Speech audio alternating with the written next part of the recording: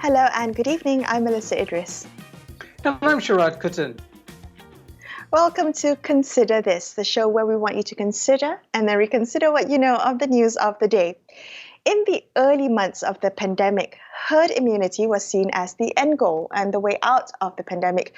That is, if enough people were vaccinated and immune to the coronavirus, that it would limit the spread of COVID-19 and permit society to return to normal. But as the pandemic enters its second year, the thinking had begun to shift, and that even with vaccination efforts, new challenges mean the threshold to achieve herd immunity may no longer be possible. So tonight on the show, we're going to be discussing what this means for Malaysia's public health measures. Joining us on the show, we have Associate Professor Dr. Rafdzah Ahmad Zaki. She's a public health medicine specialist with University Malaya. Good evening, Dr. Rafdzah. Thank you so much for joining us on the show tonight. I'd like to begin our conversation by citing something that the Vaccine Coordinating Minister, Khairi Jamaluddin, has said. He says that he has stopped using the term herd immunity, and he also said that COVID-19 could end up becoming an endemic disease that will continue to be present in society, like the flu or like dengue. So I'm wondering what your thoughts are on this, Dr. Rafdzah, given that, for the past 15 months or so, policymakers have linked vaccination and herd immunity to the successful control of and maybe even the end of the pandemic. What are your thoughts? Okay, thank you for having me tonight. So, the first term I want to discuss here is herd immunity. Herd immunity means we achieve protection at the community level once we have enough people in the community immune to the disease or virus. So the best way to get immunity is through vaccination.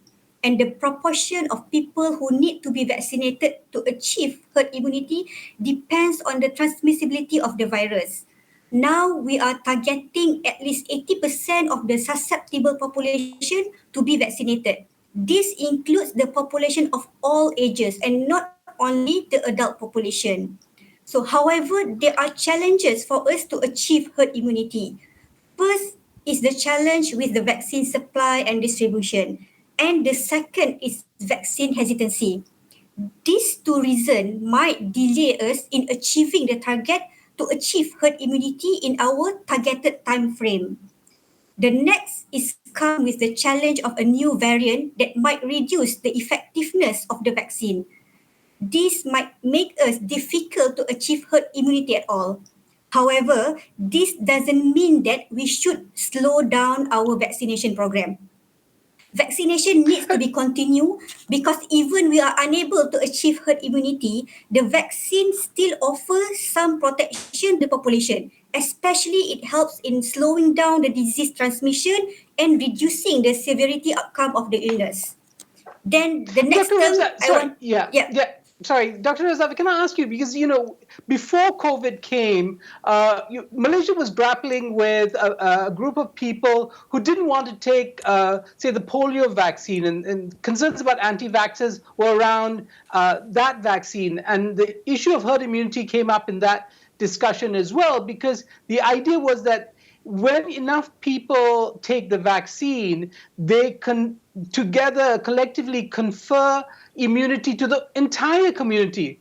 So it's not just those people who've taken the vaccine, but people who not taken the vaccine are also protected as a consequence. Is that not possible anymore, that those who are vaccinated might also confer protection just because they slow down the pace of transmissibility? Okay, the issue of not achieving herd immunity is more towards the effectiveness of the vaccine. Okay, if the vaccine is effective for all the variants, we will achieve herd immunity in a matter of time. It depends on how long that we actually distribute the vaccine and how long that we will achieve the coverage of the 80% of the population that receive the vaccine. So the issue now comes because when our speed of the vaccination is not that fast enough, and then now we are actually racing against the new variant, so that is make the possibility that the herd immunity might not be able to achieve. Okay, but as I mentioned, even though earlier on we are talking about the herd immunity, actually there are many examples of vaccine preventable disease in the past that we actually successfully control by using vaccination such as measles, mumps, and also polio. So, but we have to remember, vaccine is not only to prevent the infection. Okay, vaccination also be able to help to reduce the severity of the illness. For example, like when we see for example, MMR vaccine. I heard many complaints from parents saying that their children receive MMR vaccine, but they do still get measles infection. But what they don't appreciate is the severity of the disease is much less compared to if we did not receive the vaccination. Similar to the COVID-19 vaccine. For example, among healthcare worker who has received the vaccine, some of them do get an infection because of multiple exposure in the hospital or even in the community. But most of them Right. only suffer from category 1 and 2. Only a few have a very severe illness. Okay, Dr. Rafdzah, if I may ask you to explain, what do you think according to Mr. Khairi Jamaluddin, meant when he said that this disease, COVID-19, may end up becoming endemic in society, that we may have to live with this disease? What does that mean for policy making and public health measures? Okay, the term endemic means that the disease is present at all time in our community, and the disease will occur at almost at a constant rate. But endemic can also still lead to an outbreak when we have an increase in the number of cases. So I think you already mentioned that one of the example of disease that we have in our country is dengue. So if we want to compare dengue and COVID-19, the infectivity rate and mode of transmission are different. COVID-19 is spread from person to person. Thus, the speed of the disease spread is much faster than dengue.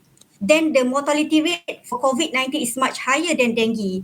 So if the transmission rate of a disease is not that rapid and the mortality rate is not that high, we might consider leaving the illness to maintain endemic. However, with the current situation of COVID-19, until we get most of the population vaccinated, then we can slow down the speed of the transmission and also reduce the mortality. So now our mortality rate is not that bad. However, please remember that our health services are stretching to the maximum level now. All ICU at full capacity and some hospital already over their maximum capacity. So if we did not slow down the rate of the transmission, health services will break down. So the situation might be going down if we did not take action now. Dr. Rafdzah, I think in some of the public communications about the meaning of endemic was this associated sense that the disease would become less potent, that it would be less harmful, or it would be a weaker form. But that's not true, right, of many endemic diseases. Say, for instance, malaria is said to be endemic in parts of West Africa. It kills thousands of people. I mean, dengue kills thousands of people in this country as well. So what is it that we need to know about the meaning of endemic? That's like I mentioned just now. Endemic just means that the disease is present at all time in our community and the rate is almost constant. So depends on the infectivity rate or the mortality rate of the cases. If you want to sacrifice our population with a disease that is have a high mortality, if you want to keep a disease at endemic level without having any intervention, then we will the cost that we pay is the life of people dying with that disease. So what the intervention that we do usually, if the disease is not because when we talk about dengue, it's a vector-borne disease. When we talk about disease like COVID-19 or measles or this disease that is very highly infectious, so the transmission from person to person is very high. So we can't afford to leave the disease on its the nature cause of the illness. So we need to do some intervention. So when we talk about intervention, vaccination is the best ever intervention that we have in public health. Okay. But it seems to me, Dr. Rafdzah, that we have put all our eggs into this vaccination basket. A lot of our policies targeted to getting the vaccination rollout as soon as possible. But I wanted to ask you, I mean, vaccines are just one tool in our toolkit to manage the pandemic and effectively deal with COVID-19. Can I ask you what other interventions, perhaps non-pharmaceutical interventions, that we should be focusing on apart from just vaccines? Okay, as I mentioned before, the best intervention that we have in public health is vaccination.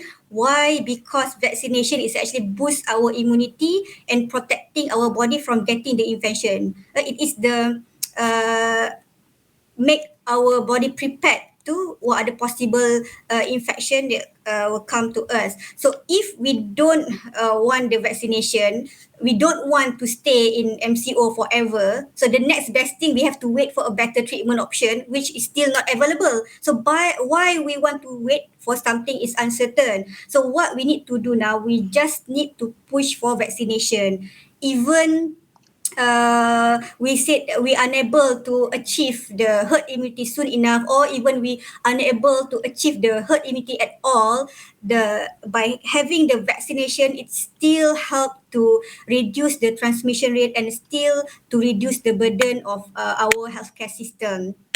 Even we have a Dr. treatment Rafdzah, available. sorry, I'm sorry, can I ask you about treatment? Because this is very interesting. In the recent public discussion that the vaccination coordinating minister had, he was asked about Malaysia's preparation for treatments. Apparently, Pfizer is developing a treatment. They expect it to be out by November or December this year.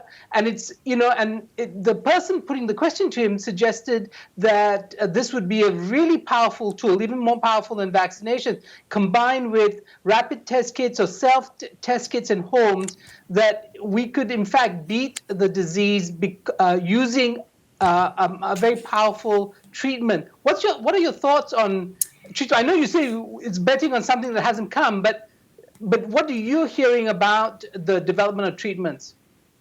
Okay, whatever it is, the prevention of a disease is always the best medical practice. Okay, so vaccine protects you before you get the illness. Even we have treatment available with the high infectivity rate, the number of cases will still be a burden to our healthcare system. So if we still see a cases, we will still see a mortality. Probably the mortality will be reduced, but the best is, as I mentioned, vaccine is better than having the treatment itself. All right, Dr. Rafdzah, thank you for your time. That was Dr. Rafdzah Ahmad Zaki from University Malaya. Now we're going to be discussing more on the issue of herd immunity and endemic diseases after this in just a couple of minutes, so stay tuned to Consider This.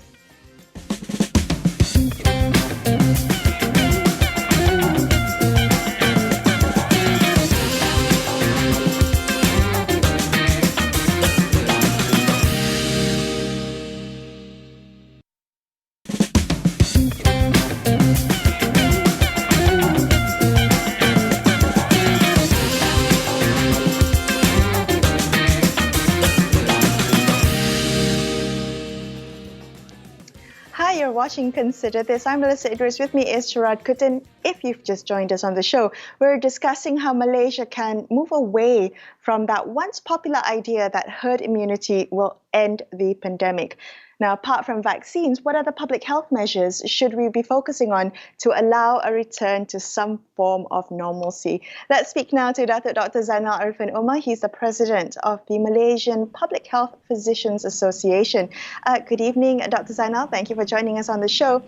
Coming back to the comments made by Vaccine Coordinating Minister Khairi Jamaluddin, who said that he has stopped using that term herd immunity, and he reckons that COVID-19 may well be an endemic disease in the long term. I'm wondering how you've digested these comments. Do you also agree that we should stop be focusing on this, trying to achieve herd immunity? Yeah, there's several factors that will affect this herd immunity. And this is quite an old concept of these infectious diseases. So, so that quite many people are now thinking of, the herd immunity is not really a good term, and it's quite difficult to achieve for this COVID-19. It depends on, number one, is the effectiveness of the various vaccines. And number two is the how many people actually get this natural immunity from the natural infection. And third one is, there's a pocket of people, either they are, children below 12 and people who refuse vaccine or things. And the fourth one is... Dr. Zainal, sorry to interrupt you, but I just wanted to ask you, when we use the term herd immunity, we've heard Dr. Rafdzah a little bit earlier explain the different why it's probably difficult to achieve that threshold. But why is it important to communicate this to the public, to people like you and me, to our viewers today who are wondering why we're no longer thinking about herd immunity? Why is it important? What does it change?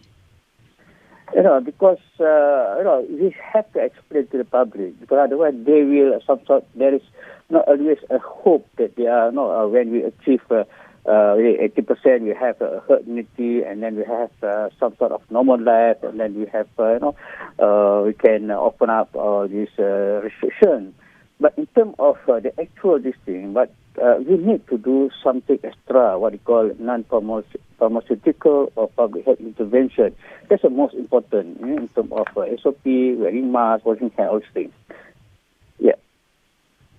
Okay, if I can ask you about the incredible strides that have been made in terms of vaccines. I mean, considering that it's not been 2 years, the development of the onset of the pandemic, followed by the development of these vaccines, there are now multiple vaccines developed across the world. Are you hopeful that in time we might, in fact, have a vaccine that can deal with not just the current variants, but in fact future variants? I mean, is that something that we can place our hope on? Yes, for example, there's a new variant of concern at the moment, and some of the current vaccine also effective against this variant. And definitely with the new technology, with the current technology of mRNA, this attenuated virus, all these things, so we can actually we can tackle these new variants when they come in. But maybe it takes some time, and we need also effective way of immunization of the population. Yep. Right. So, but not just focusing on vaccines, there are many other public health interventions that we can focus on. I'm just wondering, Dr. Zainal, what do you think the next year or so will look like for Malaysia if we're no longer just focusing on herd immunity to perhaps see a way out of lockdowns and a return to some form of normal social life? Yeah, I think the most important thing is, the vaccine will protect these vulnerable groups, the elderly people with chronic disease or this thing. And we can open up, a lot of restriction when a lot of people get immunized. So maybe they can still got the disease, but it's a quite milder one, and it's a lessen the burden of health facilities. So maybe we're not going to have the fully normal life, but we can still open and people can mingling around, but still they have to follow SOPs, new normals like washing hands, wearing masks in certain places, and keep distance in a very crowded area. But because most of the vulnerable will get some protection of the vaccine. Yeah. Dr. Zainal, for some of us, washing hands was the old normal. I mean, that's what our parents told us to do when we came back from school or just going out. I do want to ask you, though, about some of the debates now happening about the strategies around vaccines, the intervals between doses, the difference between mixing and matching or mixing vaccines. What are your positions on those questions? Yeah, these are new, findings. At the moment, three major studies, one in UK, in Spain, and in Germany. And, these are quite old concept also, but people not used to this mix and match. So for us, I think, because until and unless we have really short of vaccine, I think we can try this one. So at the moment, we follow the conventional, conventional vaccine system. Yeah. Right. There was discussion that mixing and matching, this mixing and matching approach to vaccines might particularly work for a country like Malaysia because of the limitations of our vaccine supply, maybe to avoid interruptions in vaccine supply. I'm wondering whether you think that this could be a strategy that we might be able to adopt, and if we are, what are some of the disadvantages that we should watch out for? Maybe try to avoid those pitfalls. Yeah, two issues here. One is, because it's quite a new practice, I think, for the whole country, many countries. So maybe there are some complication or side effect as reported in that countries. So people maybe get worried. Number two is our population. At the moment, so they have some hesitancy between one vaccine. But when this big suspect, maybe it will be increased your worriness of this suspect. But yes, if we are really very short of vaccine, so we can start this mix and match vaccine strategies. But later on, after we got all these findings from the other countries. Yeah. Dr. Zainal, there's also a very interesting discussion around CanSino that's recently got approval, and it's described as a single-dose vaccine, one that's maybe appropriate for people living in the rural interior, for refugees and such marginal communities. But it's also said that CanSino's effectivity might not last more than 6 months, and therefore it will require a booster shot. Now, if a vaccine requires a booster shot after 6 months, can it be accurately described as a single-dose vaccine? Yeah, this is a problem because when you say is a single dose, I think it's a single dose. Maybe they need a booster one or after 1 or 2 years. But as shorter 6 months, I think we don't call it a single dose. It's still what called double dose, although they call it a booster, because the problem of implementation is the same. Either you have a single dose with 6 months or the single dose with 2 years. So it's better to, I think, very detailed information and telling the people this is a single dose and then next 6 months. I think the best thing is just to avoid this single dose with the 6 month boosters. Yeah. Okay, Dr. Zainal, there's also a very interesting debate that arose when Khairi Jamaluddin was asked a question about treatments and how Malaysia is preparing for treatments, because while our death rate has been comparatively low, it is not particularly low, and it must be terribly traumatic for the families who've lost loved ones. What is the status of our treatment protocols in Malaysia, and what should we do in terms of thinking around things like home test kits, which might be linked to the delivery of treatments that are very powerful, that might in fact be able to cure the disease, in a week or so. I mean, these are the claims that are being made for upcoming treatments, possibly in the next 6 months. Yeah, when you compare the death rate between the earlier part of pandemic and the recent one, I think there's a very significant evidence that the death rate is more than the first one because the number of cases increased. So in terms of management, because a lot of stage 1, stage 2, and they turn into stage 3 and stage 4 that need a hospitalization and ICU. That's a problem. And sometimes they are quite late in terms of getting this hospital and ICU. So that's why the death rate more increased.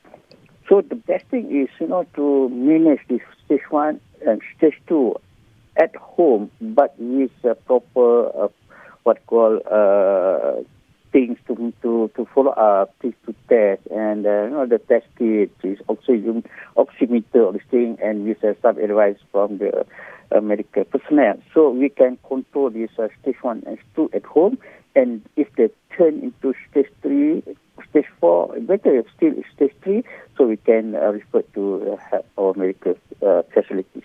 Yeah, so we need this kind of home treatment and home kit at home. Yeah. Dr. Zainal, thank you for joining us on the show tonight. That was Datuk Dr. Zainal Ariffin Omar from the Public Health Physicians Association. That's all we have for you on this episode of Consider This. But before we leave you tonight, a reminder that you can get the latest updates on COVID-19 vaccines at astroawani.com, as well as the Astro AWANI app. I'm Melisa Idris. And I'm Sharaad Kuttan, signing off for the evening. Thank you so much for watching the show. Good night.